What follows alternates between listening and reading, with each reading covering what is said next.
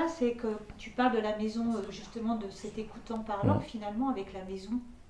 Et est-ce qu'on pourrait dire toi? Est-ce que déjà c'est toi et la maison? Est-ce que c'est la maison? Est-ce qu'il y a eu une conversation entre vous, en fait? Et que cette conversation, elle est aussi bien avec quelqu'un qu'avec un objet, parce que c'est toujours vivant. Oui, bah Est-ce qu'il y a c'est quoi? C'est vivant, bien c'est pas sûr. du vivant, c'est de la. Voilà, le moule vivant, il Ouais, est quand ouais, même un peu poussiéreux oui, maintenant.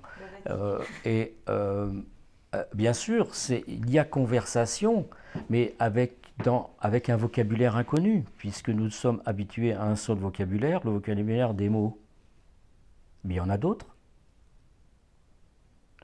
Et ces niveaux de vocabulaire, donc de conversation, sont au fond de nous disponibles, mais encore faut-il que le premier état de vocabulaire cède la place, ne fasse pas écran. Or, c'est ce qui se passe, ça fait écran. Voilà. Ça fait écran. Donc, euh, le problème de l'être humain, c'est de chercher des maîtres ailleurs, alors qu'ils sont toujours très près de lui. C'est-à-dire que tout est maître. Là, la maison a été maître. Elle m'a appris l'écoutant parlant, qui sera défini quasiment 15 ans après.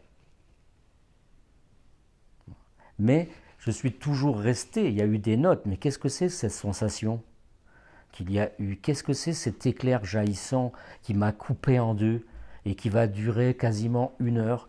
Une espèce de trouble à la fois cérébral et à la fois cardiaque énorme, une lumière d'acier, je veux dire, une lumière d'acier.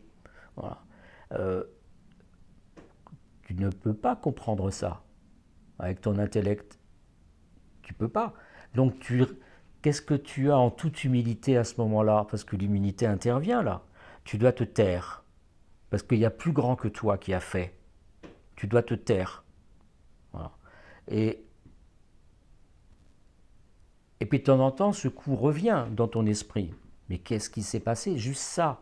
Et puis tu te tais. Voilà. Alors oui, arrive le moment où tu vas le dire une dernière fois, et puis tout à coup ça jaillit, et tu vois. Or, la maison est maître donc à ce moment-là. C'est elle qui a été mon patron.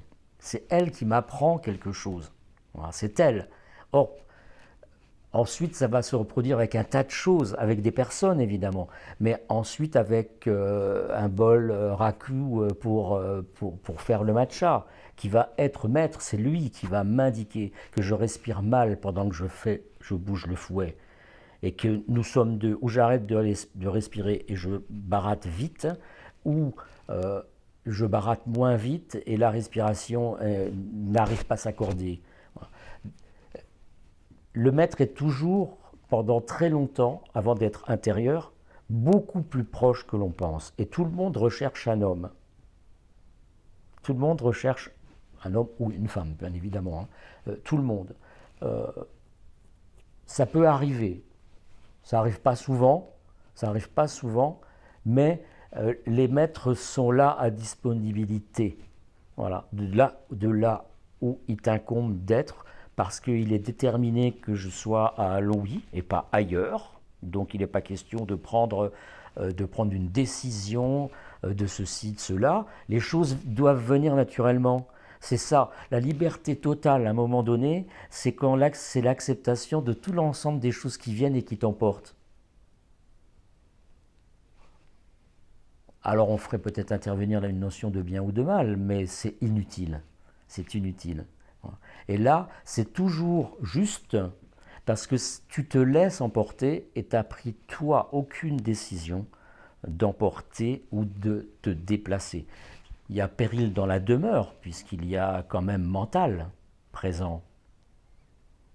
Il y a quand même tous les spectres et puis ce que j'appelle le fantôme moi, c'est-à-dire cette relation moi-je qui est fantomatique en définitive puisque ça n'existe pas. Ça n'existe pas. Enfin, ça n'a pas d'existence propre, encore faut-il le vivre.